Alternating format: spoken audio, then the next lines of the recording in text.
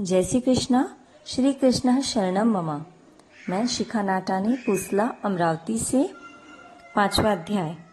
अर्जुन बोले, हे कृष्ण, आपने पहले कर्मों का त्याग करने को कहा, फिर कर्म करने की प्रशंसा करते हो। इन दोनों में से जो अधिक हितकर है वह एक बात निश्चय करके बतलाओ।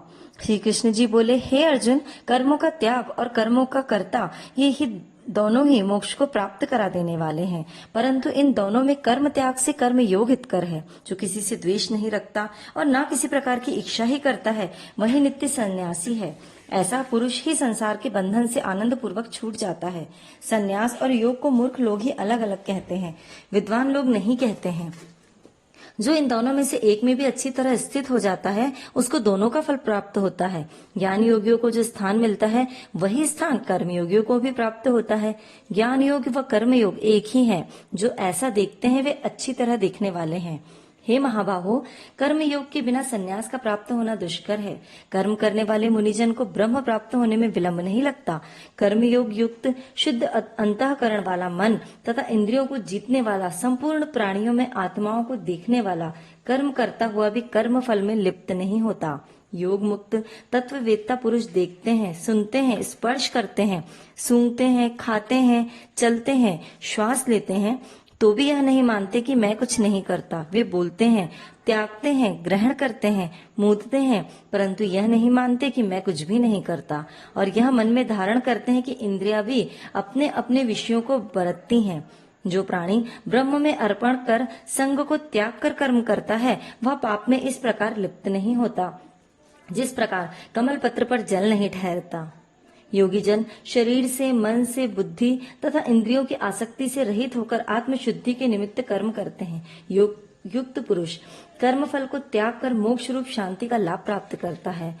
और योग रहित है, वह कर्म फल की इच्छा के बंधन में पड़ जाता है और सब कर्मों को मन से त्याग करके प्राणी इस नव द्वार इंद्रियों को देह रूपी पुरी में न कुछ करता है और न कुछ कराता है, वही आनंद पूर्वक रहता है। परमेश्वर किसी को कर्म में प्रवृत्त नहीं करता। कर्म और फल जो उत्पन्न करता है, ये सब प्रवृत्तियों द्वारा ही होते हैं। परमेश्वर किसी के पुण्य तथा पापों को ग्रहण नहीं करता।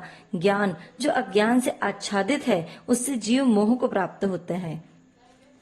आत्मज्ञान परमेश्वर के रूप को ऐसा प्रभावित करता है, जिस प्रकार सूर्य संपूर्ण संसार को प्रकाशित कर देता है। उसी परमात्मा में जिन मनुष्यों की बुद्धि स्थिर है और उसी में मन को लगाए रहते हैं, उसी में निष्ठा रखते हैं और जो सदा उसी के चिंतन में लगे रहते हैं, ज्ञान के द्वारा जिनके सब पाप नष्ट हो चुके हैं, वे इस संसार में पुनः नहीं जन्म लेते। विद्या और विनय से संपन्न ब्राह्मण में, गाय में, कुत्ते और चांडाल में विद्वान लोगों की दृष्टि समान रहती है। जिसके मन में इस तरह की ममता उत्पन्न हो गई है, उन्होंने इस लोक में जन्म मरण रूप संसार को जीत लिया। क्योंकि ब्रह्म निर्दोष और सर्वत्र समान है, इसलिए वे ब्रह्म को प्राप्त हो जाते हैं। जो प्रिय पदार्थ को पाकर प्रसन्न और अप्रिय पदार्थ को पाकर खिन्न नहीं होते, ऐसी स्थिर बुद्धि वाले मोह रहित ब्रह्मवेत्ता को ब्रह्म में स्थिर जानो।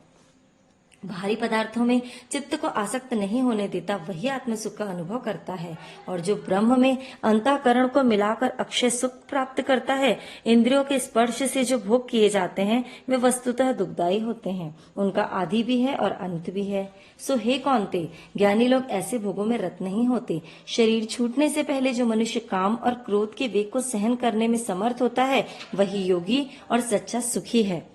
जो योगी आत्म सुख से सुखी, अंतरात्मा के आनंद से आनंदित और अंतर ज्योत से प्रकाशित है, वह ब्रह्म रूप होकर ब्रह्म निर्माण को प्राप्त होता है। पाप जिनके नष्ट हो गए हैं, मंद बुद्धि दूर हो गई, मन को जिन्होंने वश में कर लिया है और जो जीव मात्र का हित चाहते हैं, ऐसे योगी को ब्रह्म निर्वाण प्राप्त होता है। काम तथा क्रोध जिसमें नहीं है, मन के वेग को जिसने रोक लिया है, ऐसे आत्मज्ञानी योगियों को ब्रह्म निर्वाण सहज ही प्राप्त हो जाता है। बाहरी पदार्थों के संयोग से अलग रहकर दोनों बोहों के बीच में दृष्टि लगाकर नासिका के भीतर चलने वाली प्राण वायु तथा अपान वायु को सम करके, इंद्रियों, मन और बुद्धि को वश में करके, इच्छा, भय तथा क्रोध को त्याग करके मोह की इच्छा करने वाले योगी जन जीवन मुक्त हैं। जो मुझको सब यज्ञों और तपों को भोक्ता, संपूर्ण लोकों का स्वामी और सब प्राणियों का मित्र जानते हैं, उन्हीं को शांति प्राप्त होती है। इति श्रीमद् भगवद गीता 5वां अध्याय समाप्त। जय श्री कृष्ण। शिखा नाटानी, पूसला, जिला अमरावती।